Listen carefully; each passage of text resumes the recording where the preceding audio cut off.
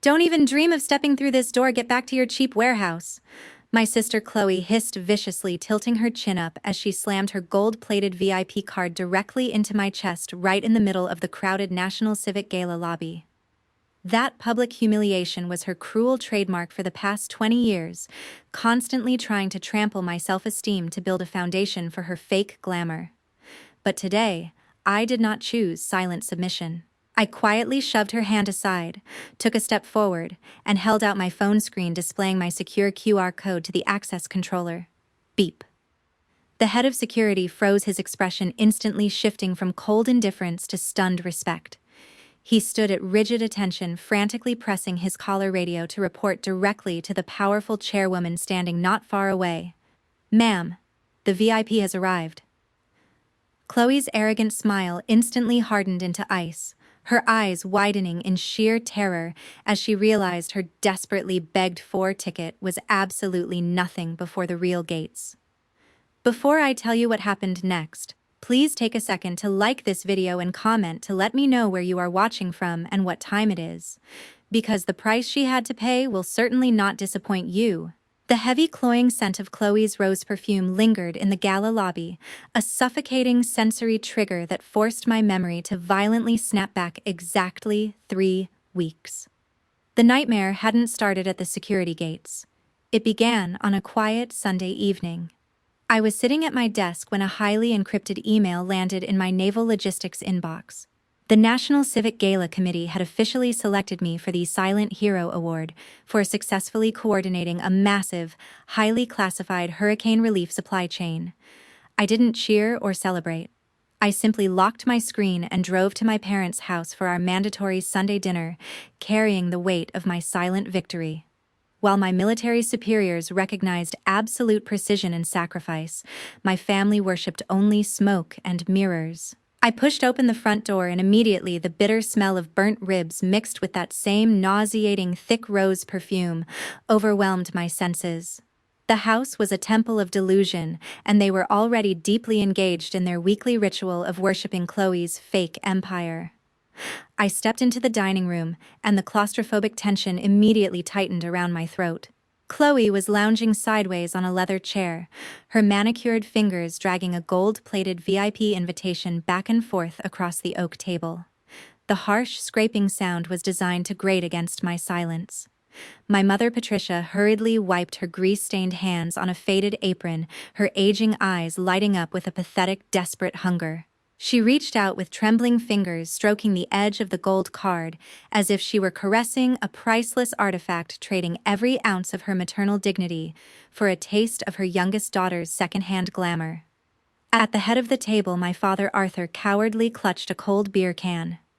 He nodded along to Chloe's fabricated tales, shrinking into his seat and completely abandoning any moral authority just to keep the fake peace.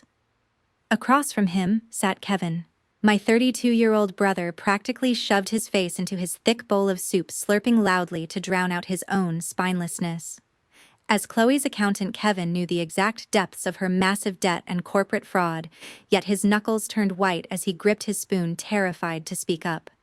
Chloe commanded the room with a shrill, piercing tone, weaving an elaborate lie about how Marcus Sterling, the billionaire investor, had practically begged her to attend the gala. I stood near the doorway, knowing full well she had desperately loitered in his corporate lobby for weeks just for this handout. The room suddenly went dead silent when Chloe snapped her gaze toward me. Her eyes slowly scanned my attire, stopping to sneer at my plain gray collar and unbranded flat shoes. She didn't just look at me. She aimed to obliterate me. She leaned forward, the gold card gleaming under the harsh dining room lights, and delivered a psychological blow designed to inflict maximum damage. "A crude, clumsy clerk like you will never even touch the heel of your cheap shoes to that prestigious red carpet." Chloe sneered, her voice dripping with venomous arrogance. Patricia quickly looked away, completely complicit in the abuse, while Kevin shrank even lower into his chair, his sweaty palms trembling against the table edge. They all waited for me to break, expecting the familiar tears or a desperate argument. Her insult didn't shatter me. Instead, it served as a brutal memory anchor, hurling me back 20 years to a crisp autumn morning. I felt the phantom weight of my heavy olive drab rucksack biting into my shoulders as I walked out the door to enlist in the Navy. Behind me, Patricia and Arthur had sighed with bone-chilling disappointment because I had refused to attend a flashy, superficial communications college like Chloe. The agony of being utterly rejected by my own flesh and blood had once festered like an open wound in my chest. But standing in this kitchen, witnessing their pathetic worship of a hollow VIP ticket, the old scabs finally peeled away. I felt nothing but a cold, clinical detachment. I slowly picked up my metal fork, maintaining a perfectly steady hand, and drove the tines forcefully into a piece of charred meat on my plate. I raised my eyes, keeping them as flat and calm as a frozen ocean, staring directly into Chloe's dilated, arrogant pupils. "You are right," I replied with a chilling, perfectly measured tone. "I have never stepped there." My silence wasn't surrender. It was the calculated patience of a logistics officer crossing liabilities off a list. Leaving that suffocating Sunday dinner, I drove back to my minimalist apartment in absolute silence. The moment I walked through my door, I scrubbed my hands with harsh chemical soap, carefully washing away the lingering stench of Chloe's heavy rose perfume and the grease of Patricia's burnt ribs. My home was a sterile, disciplined sanctuary, entirely devoid of the chaotic delusions that plagued my bloodline. As I dried my calloused hands on a coarse towel, the quiet isolation didn't bring me sadness. It brought me chilling clarity. It triggered a visceral memory of the exact moment I realized I was truly alone in this family. 5 years ago, I was on a grueling overseas assignment coordinating a highly classified maritime disaster relief supply chain during a brutal monsoon season. The air in my command tent had been thick with the smell of stale coffee and damp canvas. I was operating on 3 hours of sleep, my boots still caked in mud from the last supply run through flooded roads when my encrypted satellite phone blared. I picked it up expecting a logistical update from the Pentagon. Instead, the frantic, hyperventilating breaths of my brother Kevin overwhelmed the receiver.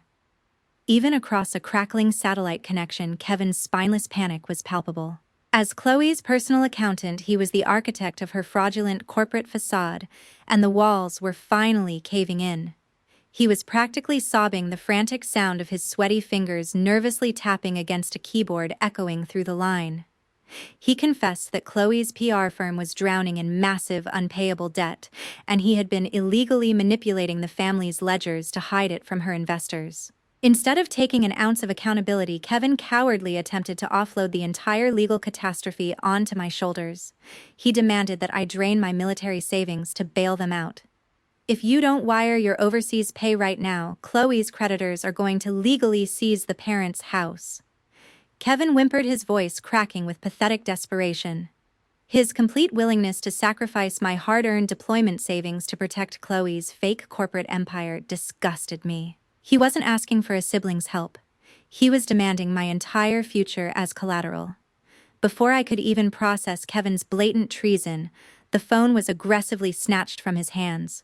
My mother Patricia hijacked the line, immediately deploying her weaponized guilt. She didn't ask if I was safe in the disaster zone. She didn't care about the sheer exhaustion in my voice.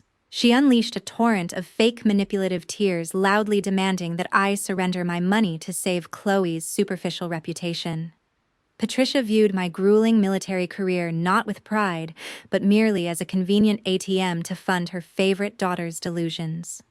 "You just move dirty boxes in the mud. She actually needs this money to survive in the real world." Patricia shrieked, her voice dripping with venomous entitlement that made my stomach churn. The absolute audacity of her statement hung in the humid air of my command tent. My own mother was actively validating financial fraud, completely willing to bankrupt my future just to keep Chloe's name on a fake VIP list.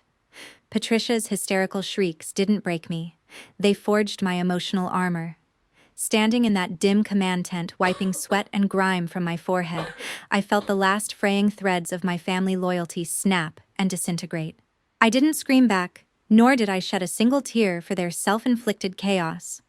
I gripped the steel edge of my tactical map table, steadying my breathing, and fully embraced the cold, clinical detachment of a logistics officer isolating a massive structural failure. I brought the satellite phone closer to my mouth, and delivered a verdict devoid of any familial warmth. "I will not fund a sinking ship of lies," I stated, my voice dropping to a freezing, unwavering command. "Fix your own ledgers, Kevin." Without waiting for another manipulative sob, I forcefully slammed the receiver down, cutting the connection dead. That was the defining moment I accepted my lonely road. I realized my bloodline was nothing but a toxic liability, and from that day forward my ironclad boundaries became my only true sanctuary. The morning after that toxic Sunday dinner, I arrived at my Naval Logistics Command Center before sunrise. My mind was still processing the sheer audacity of my family's delusions, but the moment I stepped into my office, the atmosphere shifted. My desk phone rang, not with the frantic, sweat-soaked panic of my brother Kevin, but with the crisp, professional tone of Mark Davis. As the senior assistant to Chairwoman Elena Vance, Mark didn't call to demand favors or belittle my career. He called to carefully confirm the security protocols for my Silent Hero Award. "Commander Morales."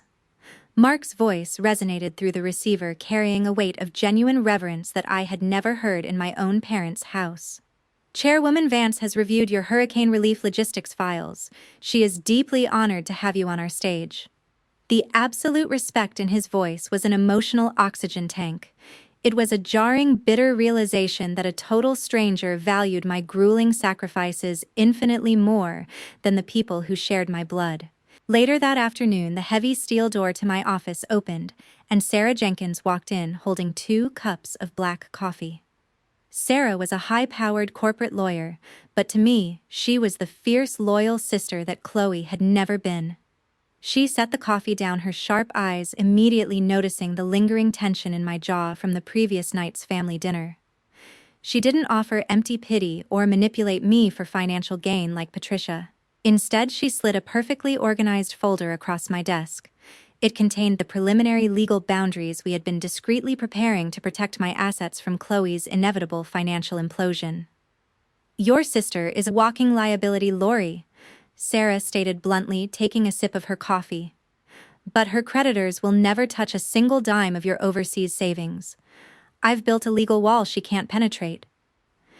Hearing Sarah systematically defend my hard-earned life with such fierce protective loyalty brought a strange, unfamiliar warmth to my chest. This was what true sisterhood looked like. Sitting across from Sarah, drinking bitter coffee in a sterile military office, I felt a profound sense of peace.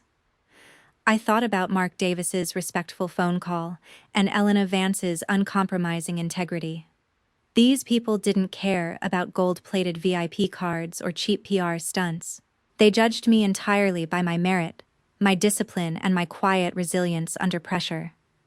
They formed my chosen family a foundation built on mutual respect rather than toxic parasitical dependence. My parents had spent 2 decades trying to convince me that I was a crude, uncultured outcast simply because I refused to play their fake corporate games. But here, surrounded by individuals who actually operated the levers of real societal power, I wasn't an outcast. I was their equal. The deep-seated trauma of being constantly compared and belittled by Chloe began to permanently evaporate. I didn't need Patricia's fake maternal tears or Arthur's cowardly nods. The validation I had spent my entire youth starving for had finally been found, just not where I originally looked. For the first time in weeks, my shoulders completely relaxed. Sarah and I spent the next hour laughing quietly over old deployment stories, enjoying a rare, undisturbed sanctuary of genuine human connection. The suffocating weight of my family's dysfunction felt like a distant, irrelevant nightmare.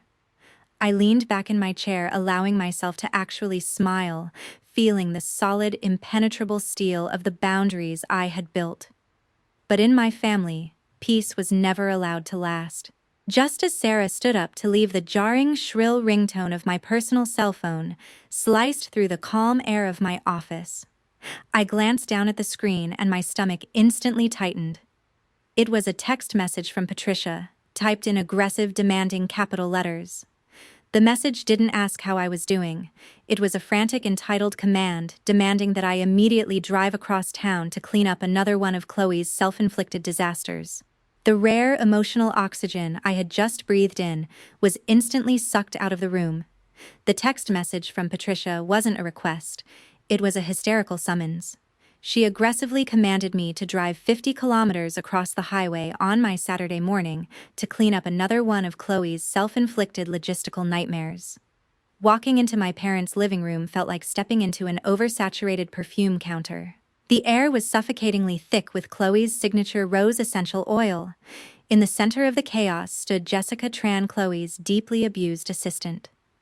Jessica's frail arms were visibly trembling under the crushing weight of 6 massive designer shopping bags and stacked shoeboxes. Yet the moment I walked in, Jessica shot me a pathetic, mocking glance, desperately huddling closer to Chloe. It was a classic survival mechanism.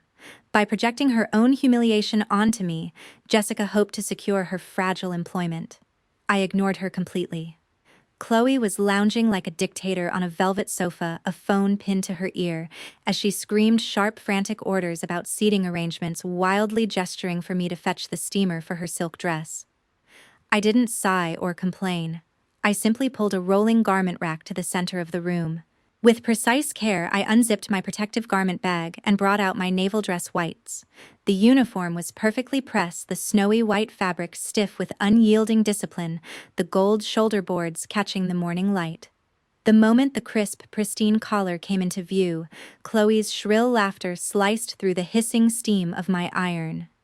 She hung up her phone and swaggered over, aggressively planting her hands on her hips. With a look of absolute disgust, she pinched the sleeve of my uniform between her thumb and index finger, as if it were contaminated. "You are not wearing this stiff rural garbage," Chloe commanded, her voice vibrating with profound arrogance. "This reeks of outdated rules. It will completely ruin the sophisticated elite image I am building for my VIP clients." Patricia, hovering in the background with a cheap lint roller clutched in her bony fingers, nodded in frantic agreement, completely dismissing the honor of the uniform to appease Chloe's vanity. She had already laid out a borrowed designer cocktail dress on the ironing board, her silent suggestion that I erase my identity entirely. Chloe didn't stop there. She paced around me, delivering a monologue steeped in narcissistic delusion. Someone who spends her life staring at dry spreadsheets could never understand the body language of the elite. She sneered, running a manicured hand over her own flimsy silk gown. "This fabric is power. Your uniform is just a pathetic attempt to look important." I remained perfectly silent, running my fingers lightly along the sturdy hem of my dress whites. Her insult bounced off my psychological armor. She saw a stiff, ugly suit. I felt the phantom winds of a hurricane, and the sheer exhaustion of coordinating life-saving supply trucks through flooded highways. My uniform was the physical embodiment of silent sacrifice, absolute precision and genuine sweat. Everything her slippery, fragile silk dress was designed to fake. I didn't waste my breath trying to explain honor to a parasite. I picked up the steaming iron and pressed it firmly against her silk dress, watching the wrinkles smooth out under the intense, scalding heat, keeping my breathing as flat and calm as a frozen lake. Jessica Tran nervously cleared her throat, eager to echo Chloe's sentiments, but the chilling silence radiating from my side of the room forced her to swallow her words. My mind was already 24 hours in the future, focused entirely on the secure QR code encrypted in my phone. Arguing with a narcissist drowning in her own delusions of grandeur was a tactical error I refused to make. I knew that words couldn't penetrate Chloe's thick shell of arrogance. Only the crushing weight of undeniable reality could do that. I continued pushing the heavy iron, methodically erasing the imperfections in her dress, while silently counting down the hours. The more she inflated her ego in this suffocating living room, the more devastating her inevitable free fall would be at the security gates tomorrow. I stood straight, adjusting my posture to military standards, and let my family wallow in their superficial, silk-wrapped fantasies. They had no idea that they were eagerly dressing themselves up for their own public humiliation. Early Sunday morning, the freezing air of our family driveway was violently torn apart by the aggressive roaring engine of Chloe's luxury sports car. Without waiting for anyone, she tossed her keys and confidently claimed the driver's seat, treating the rest of us like inconvenient cargo. She mercilessly shoved Kevin and me into the cramped, claustrophobic back seat, which was already overflowing with her massive designer shopping bags, velvet jewelry boxes, and bulky evening gowns suffocated in plastic wrapping. As the car aggressively merged onto the highway for the grueling 3-hour drive to the National Convention Center, the physical atmosphere inside the cabin became completely unbearable. The rich, heavy smell of expensive leather upholstery aggressively collided with Chloe's sickeningly sweet rose perfume, creating a toxic, unbreathable air that perfectly mirrored our family dynamics. I sat rigidly in the corner, my knees pressed uncomfortably against a stack of shoeboxes, forcing my breathing into a slow, tactical rhythm to stave off the nausea. Kevin sat beside me, shrinking into his oversized coat, desperately trying to take up as little space as possible. For 3 agonizing hours on that endless stretch of asphalt, the vehicle was entirely hijacked by Chloe's relentless, delusional monologue. She didn't drive in silence. She performed. Her eyes constantly darted up to the rearview mirror, but she never once checked the heavy morning traffic or the blind spots. Instead, she used the mirror exclusively to admire her own heavily contoured face, adjusting her curled hair and obsessively reapplying her blood-red lipstick while swerving dangerously between lanes. Her shrill voice echoed off the glass, outlining her pathetic predatory strategies. She explicitly detailed exactly how she planned to corner Marcus Sterling, the billionaire VIP investor, boasting about the manipulative social tactics she would deploy to force him into signing a massive, lucrative PR contract. The sheer arrogance of her narcissism was staggering. She spoke of the upcoming gala, not as a respectful civic ceremony honoring genuine sacrifice, but merely as her personal glittering networking playground, where everyone else was simply a stepping stone for her manufactured social climb. I stared out the window, watching the bleak gray highway blur past, carefully documenting every single lie she eagerly spat out. The suffocating tension inside the car finally hit its boiling point when Chloe suddenly slammed her diamond-ringed fingers against the leather steering wheel.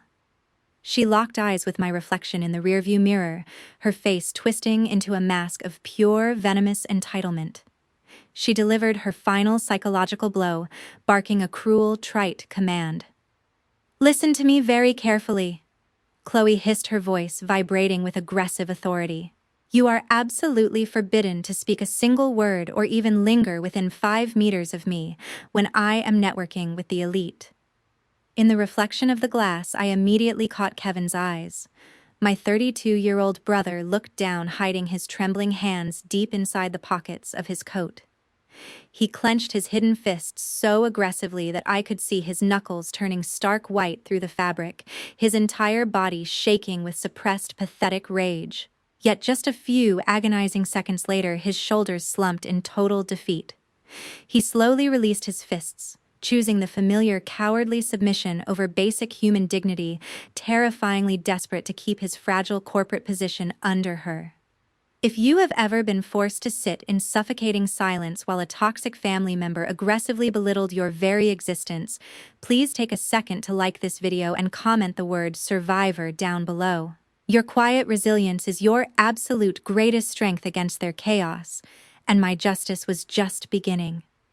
Chloe's humiliating ultimatum hung heavily in the stale air of the car, but I refused to give her the satisfaction of an argument. I didn't defend my honor, nor did I demand basic respect.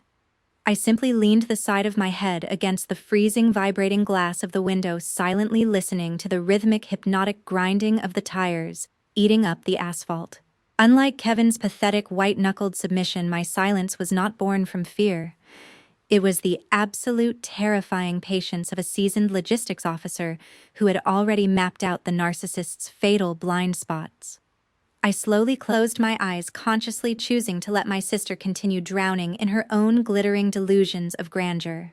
I understood a fundamental, undeniable law of physics that her shallow brain completely lacked. The higher a parasite climbs on a fragile ladder of lies, the more devastating and catastrophic the impact will be when they are violently ripped back down to earth.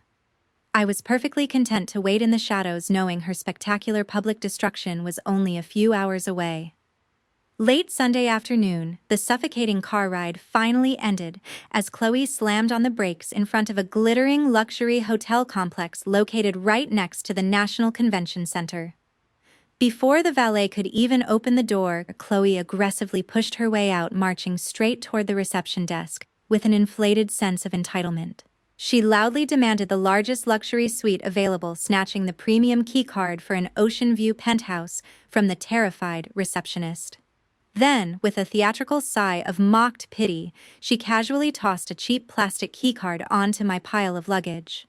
It was for a cramped, dingy standard room located 2 floors below her, hidden away in the darkest, most undesirable corner of the building. She didn't offer to help with the bags. Instead, she spun around, her designer high heels clicking arrogantly against the marble floor, and strutted into the glass elevator with Kevin obediently trailing behind her like a beaten dog. I picked up my heavy bags in silence, perfectly comfortable with being relegated to the shadows, knowing that my real position was already cemented.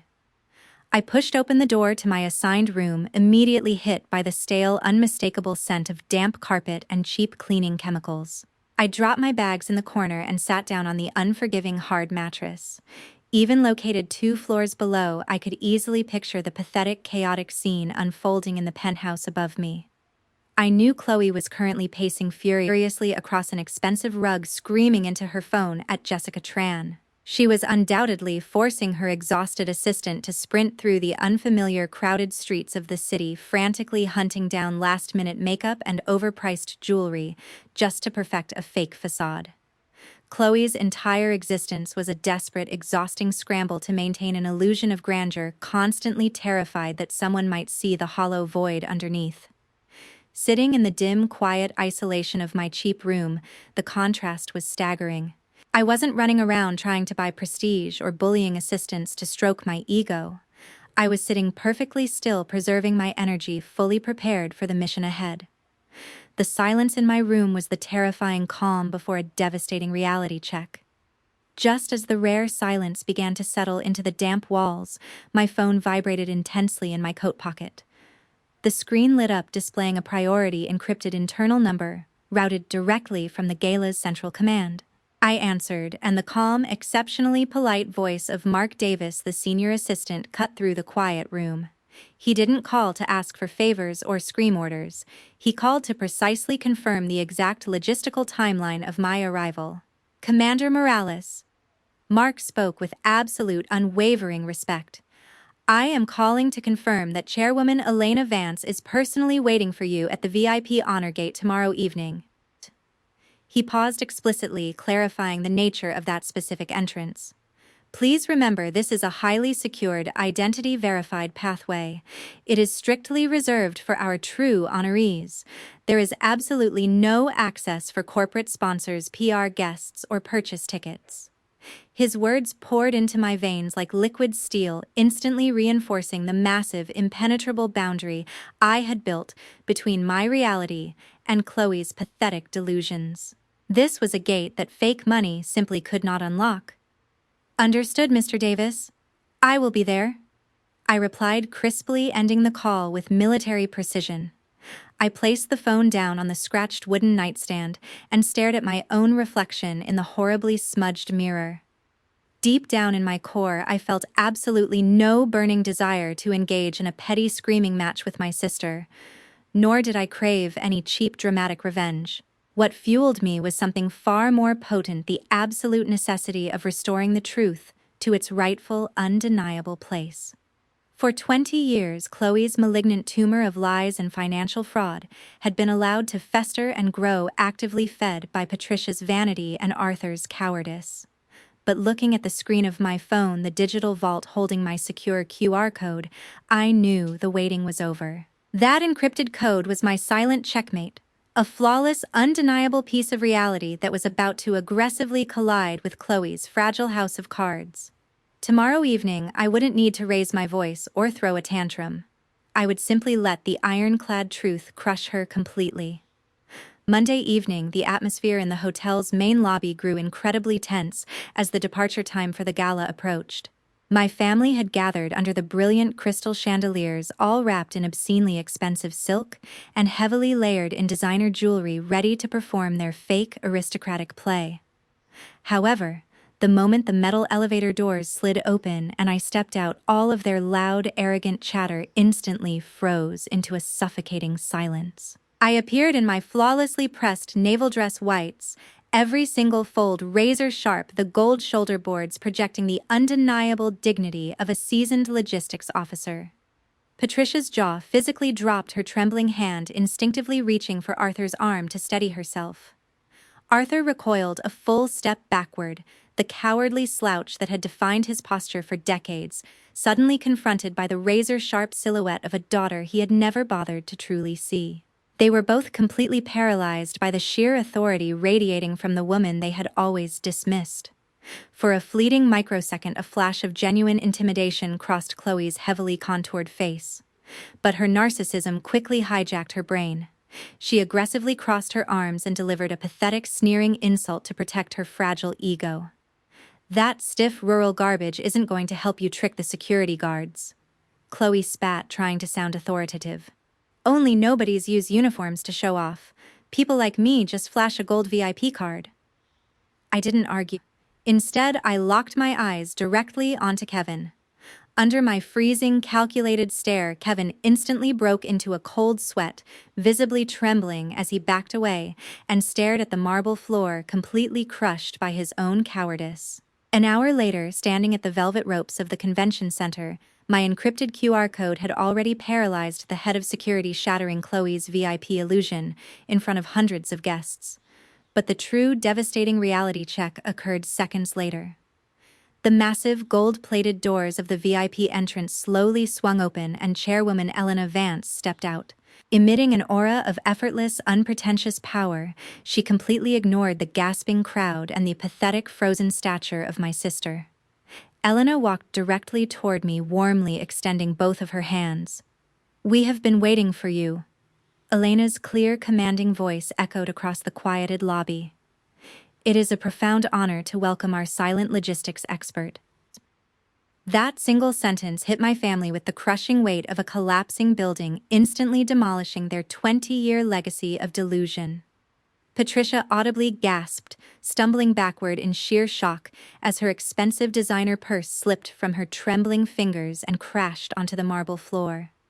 Arthur completely slumped, his cowardly posture shrinking into nothingness. Yet it was Kevin who surprised me. For the first time in his miserable life, he lifted his head, staring at me with an expression of pure, unadulterated awe. I firmly shook Elena's hand, offering a crisp professional greeting, and decisively stepped through the VIP barricades, abandoning my broken family in the shadows without offering them a single backward glance. When the massive crystal chandeliers of the main convention hall dimmed, I stood tall on the brightly lit honor stage, accepting the solid, heavy crystal award from Chairwoman Vance. The view from the podium gave me absolute tactical visibility over the entire venue, where thousands of the nation's most elite leaders sat in respectful silence. From that elevated vantage point, I easily spotted a highly pathetic, chaotic struggle occurring near the rear exit doors. Chloe, her face flushed and dripping with panicked sweat, was frantically trying to shove her way through the dense crowd of attendees, desperately attempting to claw her way up to the reserved VIP seating. But her aggressive, classless pushing was immediately intercepted. A solid wall of broad-shouldered security personnel stepped forward, their faces entirely devoid of sympathy. They ruthlessly and physically shoved her back behind the velvet ropes, completely immune to her shrill protests and her frantic waving of that now useless gold-plated card. The expensive silk dress she had obsessively forced me to iron was now tragically wrinkled and stained with sweat. Her fake, carefully constructed prestige was being aggressively and physically denied in front of the exact high society crowd she had spent her entire adult life trying to infiltrate. The absolute poetry of Chloe's public destruction was solidified by the man standing just a few feet away from her pathetic physical struggle. Marcus Sterling, the billionaire investor she had aggressively stalked for weeks, stood near the ropes with a glass of champagne in his hand. I could clearly see the deep wrinkles of pure disgust forming on his forehead as he watched Chloe scream and fight with the security guards. He slowly shook his head, his eyes filled with cold, unmistakable contempt as he realized the woman he had considered signing a massive PR contract with was nothing more than a vulgar, fraudulent parasite. Standing at the microphone, I took a deep breath of the crisp, air-conditioned air and delivered my acceptance speech. I spoke purely about the power of authentic dedication, the grueling reality of supply chain logistics, and the silent sacrifices made in disaster zones. For 15 minutes I commanded the absolute attention of the room, and I did not grant Chloe the mercy of a single glance. When the deafening, thunderous applause finally erupted, it wasn't just a celebration of my career. It was the official, undeniable death knell for Chloe's manufactured empire, completely eradicating her from the circles of true power forever. A few weeks after the spectacular public destruction of Chloe's ego at the Civic Gala, my secure phone rang with an urgent call from Sarah Jenkins. My fiercely loyal corporate lawyer didn't waste time on pleasantries. Her voice was razor-sharp with professional outrage. She had just intercepted a series of highly deceptive marketing materials circulating in the corporate sector. Chloe, completely desperate and hemorrhaging clients after her public humiliation, had committed the ultimate brazen theft. She was actively circulating photos of me standing on the honor stage alongside chairwoman Elena Vance, illegally inserting them into her failing PR firm's portfolios. Chloe was aggressively lying to corporate clients, falsely claiming she had deep personal connections to high-level civic officials in a pathetic attempt to secure massive contracts. Her malignant narcissism had finally crossed the line from a toxic family annoyance into a blatant, severe violation of commercial law. The sheer audacity of her trying to financially parasitize the very military honor she had spent 2 decades mocking was the absolute final straw. I didn't pause to process any lingering familial grief. I gripped the edge of my desk and immediately authorized Sarah to initiate a ruthless legal shutdown. Draft a formal cease and desist. I commanded, my voice devoid of any hesitation. Hit her with a blatant violation of the right of publicity and illegal commercial exploitation. Warn her that the next step is a massive lawsuit for financial damages. I wasn't acting as a slighted sister. I was operating as a commander, neutralizing a direct threat to my integrity. Sarah operated with lethal legal precision, legally guaranteeing that Chloe's fraudulent house of cards would be entirely dismantled. The legal document wasn't just a warning. It was an ironclad barricade designed to completely cut off Chloe's oxygen. By mid-afternoon, the official courier had dropped the crushing legal ultimatum directly onto Chloe's desk. I knew the exact moment it landed because my phone immediately began flooding with frantic, panicked texts from Patricia, desperately begging for a sudden emergency family dinner to fix this misunderstanding. At exactly 6 o'clock that evening, I walked into the private dining room of an upscale restaurant Patricia had hastily booked for her pathetic reconciliation ambush. The moment I pushed the heavy oak doors open, the atmosphere inside was thick with suffocating dread and the metallic stench of pure desperation. The glossy, fake, aristocratic facade my family usually wore had completely melted away. Patricia was already hyperventilating, her expensive mascara running down her cheeks in dark, messy streaks. She aggressively clasped her wrinkled hands together, loudly crying and begging me to withdraw the legal notice, hysterically claiming I was going to push Chloe into absolute bankruptcy. Sitting next to her, Arthur had entirely collapsed. My cowardly father was slumped over, both hands tightly gripping his balding head, releasing long, pathetic sighs as he realized his decades of passive enabling had finally triggered a catastrophic, irreversible consequence. He didn't look at me. He just stared at the table, completely powerless to stop the storm they had all created. Directly across from Arthur sat Kevin, and his physical reaction was the most pathetic of all. As the company's accountant, Kevin was directly legally implicated in the fraudulent portfolios and the falsified financial projections. He was slumped so low he was practically hiding under the table, his ears burning a violent dark red from ultimate shame. He gripped the white tablecloth with sweating, trembling hands, refusing to lift his eyes from his plate of cold food. Then there was Chloe. The arrogant director who had commanded the room just weeks ago was gone. Her face was incredibly swollen, her lips pale and trembling. Stripped of her fake VIP prestige, she began stammering out a string of disjointed, pathetic excuses. She aggressively blamed the intense pressure of corporate sales, crying crocodile tears and weaponizing her desperation, loudly confessing that Marcus Sterling had completely severed all negotiations after witnessing her behavior at the gala.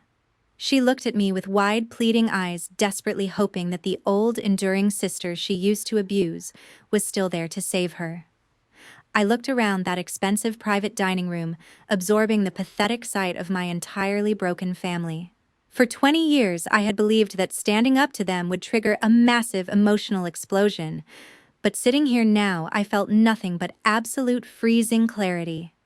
I didn't raise my voice to match Patricia's hysterical crying, and I certainly didn't offer a shred of pity for Chloe's swollen, terrified face. I leaned forward slightly, resting my calloused hands on the white tablecloth. I am not withdrawing a single word of that legal notice. I stated my voice, echoing with the finality of a judge delivering a sentence.